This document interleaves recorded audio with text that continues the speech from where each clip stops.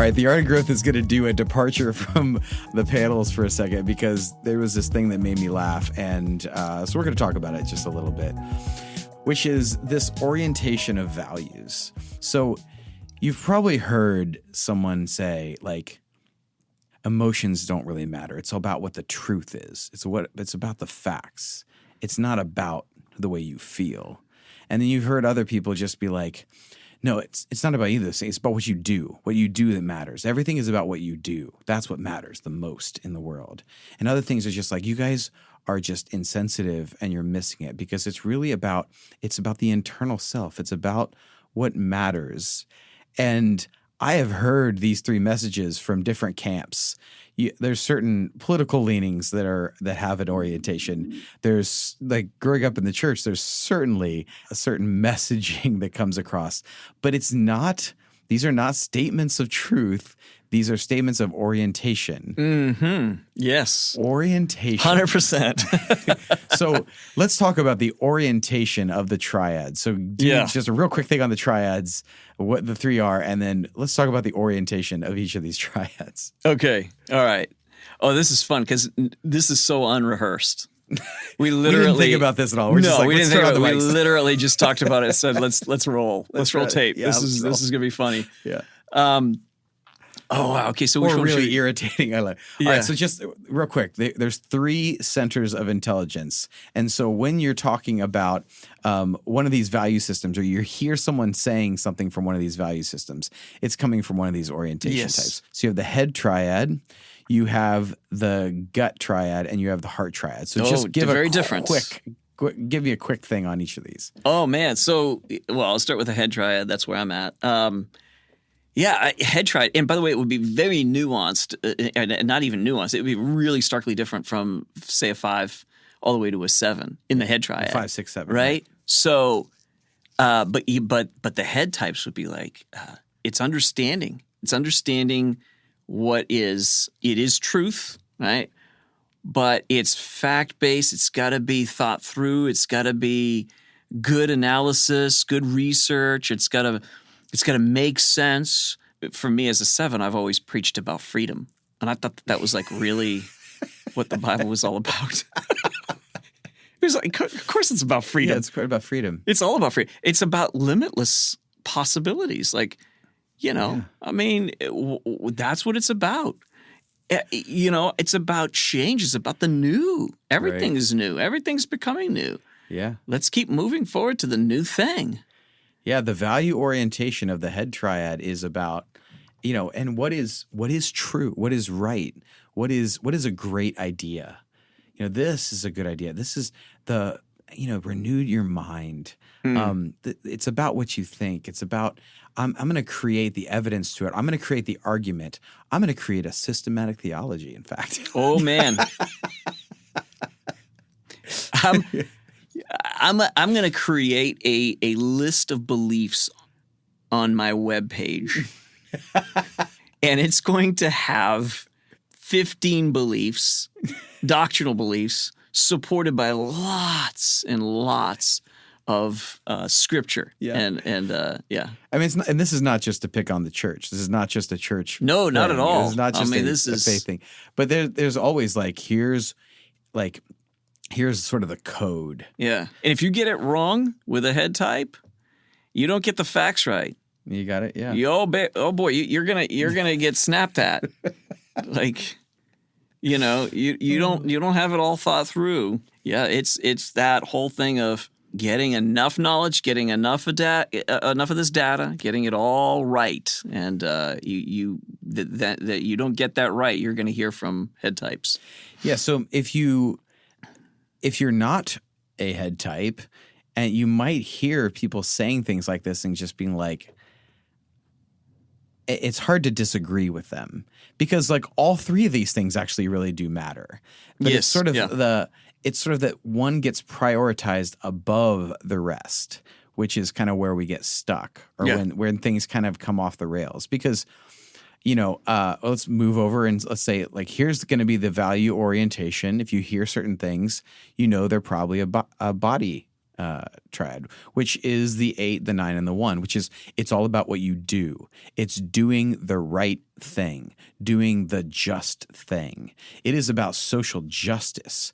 It is about right action. That's what really matters in the world. And I can preach that with such conviction. It just comes out of me so easily. Very, very easy for you. I'm an 8, and there is a right way to do things and there is a wrong way to do things. And it's not necessarily just about law and order, because law and order has not always been on the side of justice. It's about the justice. It's about doing things right way. It's about taking care of people in the right way. You can get lost in your emotions and you can get lost in your head. And both of you guys, you just come up with all kinds of things. You spin on all kinds of ideas and you spin on all kinds of emotions. But in the end, what matters is what you do. Did you think it through, though, Jim? Oh, my gosh. Did you really think it through? Yeah. I'm going to say yes. Man, that is like, oh my gosh. It is, but that is such a contrast. Totally. Yes, no, it I is a see contrast. it. Yeah. But I can preach that so easily. Yeah. And even some of you hear that, you may have been going, like pulling back a little bit from when I was doing that thing. And some of you were totally leaned in and totally understanding. You might have the orientation of the body triad. I have frustrated body types because I've spent so much time in my head. Totally. Like I'm talking about things and I've had body types just kind of go, I'm confused. What are we doing? What are we doing? What's next? How do we actually get to What is this? Yeah, exactly. I remember you talking about like having like 5-hour conversations with people and it being this amazing experience. And I'm just like, oh, that would be awful. Like I cap out at 2 and then I need to do something. Yeah. Because it's so much. I'm in that orientation, that value orientation that leans towards action. Yeah. But that's very different. Like, since neither of us are here, I wish there was a person from the heart triad that could really preach the heart triad. Yeah, we're not going to do a fair job of that. No, but I'll give it a shot. Yeah, go for it. But the value of the orientation is like, you guys get lost in all the externals and you miss the depth. You miss the internal. You can miss what really matters. The way that we are, the thing that makes us human, which is our capacity to feel, to have empathy for the world around us. You guys can get so lost and bowl people over with all of your ideas and all your actions where you're not really slowing down to see the emotions and what people need and what people feel and how they can actually feel good about moving forward. You lose the nuance and the color of life, the beauty that surrounds, that it's not just about these lists that you make or the next thing on your list that you can do, or you can do everything right and you can think everything right, but you can lose the soul of it all if you don't deal with these emotions, if you don't come to the root and the heart of this thing. Oh yeah. How did I do? You did pretty good. You did pretty good. I mean, I'm a head type, so it sounds good to me. Yeah. I think it's so funny because when you did that, I think of so many people. I mean, I'm in the church world, so I've heard so many pastors preach from that, like center. Yeah. Of caring about people. It always lands on that, but caring about people and how it impacted people, and yeah. And serving people. You got to serve people, take care of people. Yeah. Like that's what it's really about. It's all about serving people. And another group may be like, no, it's all about actually taking the right action to make things fair for more people. Yeah, right. And other people is like, no, it's really like we have to get the ideas right. Yeah, if they understand, if they get the right perspective. If they understand, right. Then life will change for them. If they get the truth. Yeah. If they get the truth, then everything else will make sense. Yeah. Yeah. Don't you? Once you see, I mean, that changes everything, doesn't it? Right. Your future changes. Your present changes. I mean, everything changes from perspective shifts. As long as you understand. Yeah. If you understand, then things will get better. But, we could take one scripture. This would be so fun. We could take one passage of scripture, right? So Jim and I are both from the church world. So we could do this and, preach it from all 3 centers. And it would sound way different from all 3 centers. I don't even have to do it in like a sermon kind of thing. I could go. I could go from it as a yoga thing. I could do it. You could take a political totally position and do that. I could do it like thinking. Imagine like the CEO position of each of these different things. Oh yeah, you could. If you were the CEO of a company, it's same deal, same exact deal. It would be like, guys, This is our culture. Yeah, this is our culture, right? Culture Yes. conscious type of CEOs, sure. Oh, absolutely. So there's so much of that going on, but you can kind of see the orientation of the culture based on the messaging that comes forward. And it usually comes forward from one of these centers. And I think some of the times the people who are the best are actually those who kind of get this holistic thing that they actually include. They have great thoughts and beautiful design. They are able to implement and act well, but they understand there's like this core or beauty at the center of it all. Yeah. And when they get all of those things right, man, that is a successful. Yeah, that's company. magic. Yeah, that's where the magic is. Yeah. But so many times what you hear people say things on Facebook, you hear sort of this messaging comes clear when they say it's all about this. You can sort of see the orientation of which triad they come from. Oh yeah. And I just think that's really fun and funny. Well, that's the whole thing of we're so sure that this is the way things are, and the way everybody else thinks of them. Yep. And if you don't, then there's something wrong with you. You just, you need to come back to where I'm at. Yeah. And I do that, like for sure. Like I sometimes catch myself. I mean, I can preach from that center, but I'm making fun of each of these a little bit because I don't want us to take ourselves too seriously, especially myself. Like because I mean, like obviously, I've gotten myself in trouble in life from being so certain of the perspective or the value system that I come from. Yeah. And I like the value system I come from. No matter which of these centers you come from, those are good things. The problem is when they become ultimate things. Nothing is more destructive sometimes than when good things become ultimate things. This is the problem of the blind spot or the bias. Like we don't see that we are actually coming from a particular perspective. Yeah. And so we take ourselves super seriously. Like, this is all about how you see things. If you see things differently than you would. So that's a very head type sort of thing. And I've always sort of talked about life that way. Like, you if you saw things differently, you would be. And because of that, I've said a lot of people. I've irritated people. I've confused people. And then other people were totally like, oh, yeah, that's really awesome. That's really helpful to me. And I think it's just being aware that your center will be extremely helpful at times to others. At other times it will not be. Because we need all three. And not necessarily that we are completely balanced in all three as individuals, but that we're ever growing in those other centers. Yeah. And just aware. We have a bias, we have a perspective, and that's how we're going to approach life. And being aware of that makes a massive difference in how you communicate to people. Just like, oh yeah, my starting point is definitely the headspace. Yeah. Like I know that. Yeah. And I don't think that like ultimate health is becoming equally balanced in all three because I don't think you can actually do that. Ultimate health is networking yourself into a group, into community where the network creates the balance and there's trust in each other. Because ultimate health is never individualistic. Ultimate health is always community. There is sanity in community. It's something I always say. Like all of my friends who have known me for the last couple of decades, they quote me on that. Like there is sanity in community. You have more of this balance when you surround yourself with the other things, and you're always going to come into it being like, we don't value the same things as ultimate. But when we present all three and all of those things are present, we can go the farthest. Mm-hmm.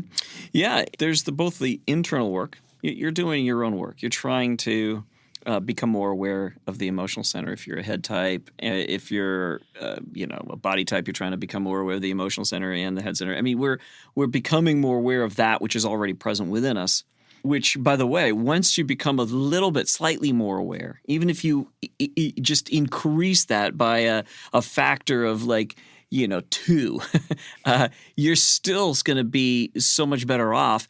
And your awareness of others who are in those centers increases as well, and your value for them increases as well. So as you become more aware of, say, if you're a head type, you become more aware of your heart. What happens is the people that are heart type around you, you start to appreciate and value them even more, and and you become very aware of how you need them as well in your life. It works at both the individual and the collective dynamic or the social dynamic.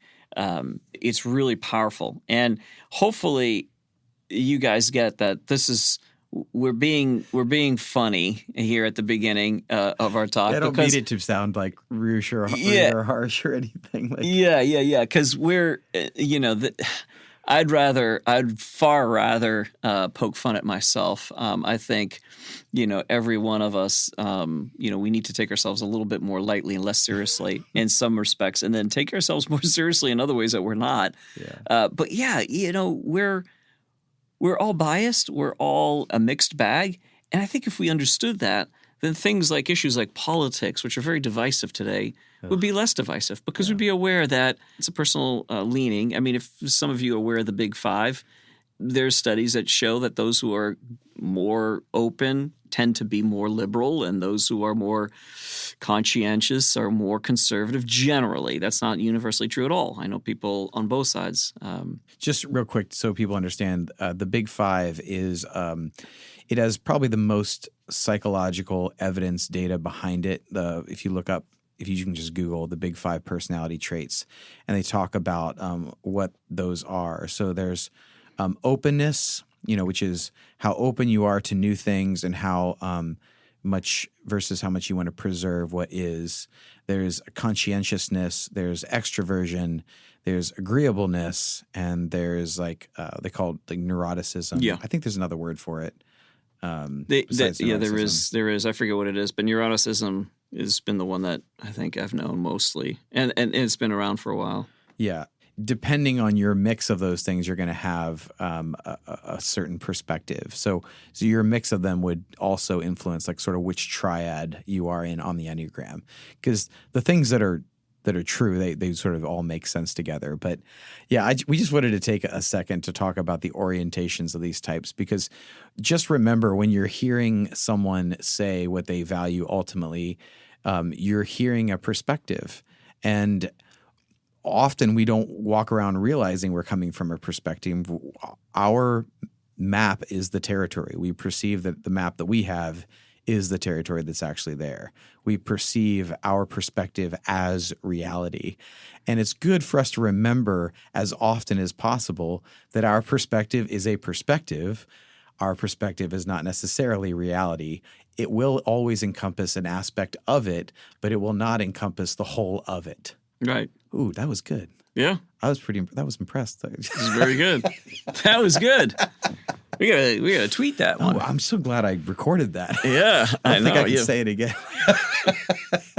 Yeah. Okay, so that was just a quick jump in episode. But I think it's important. It was actually a good thing that we covered that. We talked about that because there is an awareness of this that needs to be in there, both coming from us when we take in things that we're hearing, and the way we present. Yeah.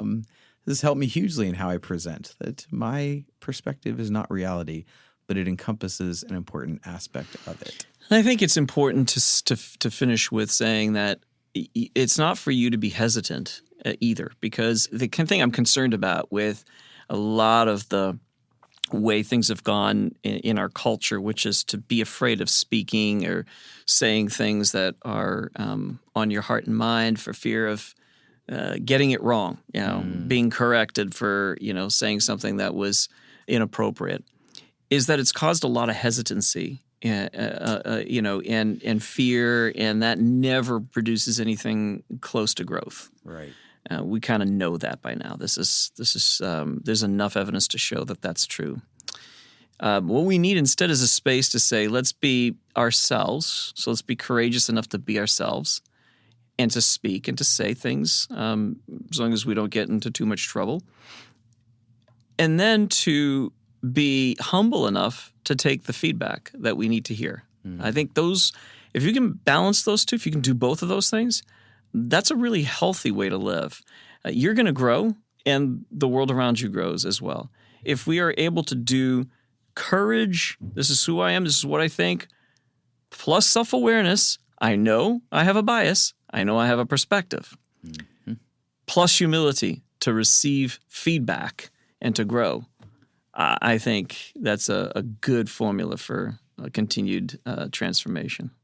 Yeah, that's super helpful to say. Like, have your perspective, have your belief. Yeah. Like, it's wonderful. You need it, and we need you to bring that piece of the puzzle to us. Yeah, because I don't have it. Right. I don't have 8, and I'm not an 8. I'm not a 3. Yeah. I'm not a 2. I don't have the perspective these other types have.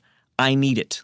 Yeah. And I have an idiot perspective of other hates. Like they have things Yeah, that offer absolutely. that totally nothing like what I do. Yeah. So it's like, have your opinions, be strong in them. Yeah. Like, be strong in your opinions, but have it with the humility of offering, knowing that you have things to offer and that others have things to offer to you. And that's, I think, the healthiest space to be in, is because it's the connectiveness again. It's the sanity that's in community. It's in the we all need each other. And Abby always says, like, we each have a piece of the puzzle. Like, if we're going to create a beautiful image, we all have a piece to offer it. And that's a really good thing. Yeah. Yeah, absolutely. And as long as you guys all remember that 7s are the funnest, best, almost always right, then I think we'll all be fine in this world. What do you think, Jim? Oh, it's just amazing that you guys actually believe that. No, but I do too. Like, I always think I'm right. It's some of the only growth that's ever happened has been I've been proven wrong enough. Yeah. Wow. Yeah. That what I've learned. But that's only come through community. That's only come through people bringing. I have such a great time with my clients. We laugh so much sometimes because Yeah. To hear them just finally get relaxed enough to just say, like, what the F is wrong with people in this world? If they would only see it this way, and I love it because it's like there's the type, there's the personality, there's who you are, and your unique perspective, even as your type, because that's when you're really finally exposing who you are, and I think it's wonderful, and I have a great time. I love that, and I think that's a helpful way, and I think it's one of the strengths that we bring our own strength to the world and our own perspective. And if we could just sort of have a comedic moment, just like, when you say it that way, you're right. It makes the rest of us sound, whatever. Yeah. When a type 2 is like, what is wrong with people that they just, can we just get back to caring for people? Like, and they'll put it in a way that's funny. For some reason, strikes me as really funny. After listening to everybody argue, they'll just kind of land there. Go, come on, can we just get back to loving each other, serving each other, something like that? But they'll say it in a funny way, and I realize, wow, you really have a strength in this department that I don't. Yeah, it's really, really good, and it's wonderful. Well, thanks for listening to The Art of Growth in this episode that is not like what we normally do, but thought it was interesting enough to throw out there into the world. So you can check us out at theartofgrowth.org, and that's the only ad I'm going to throw in for this one. So, all right, have a good week.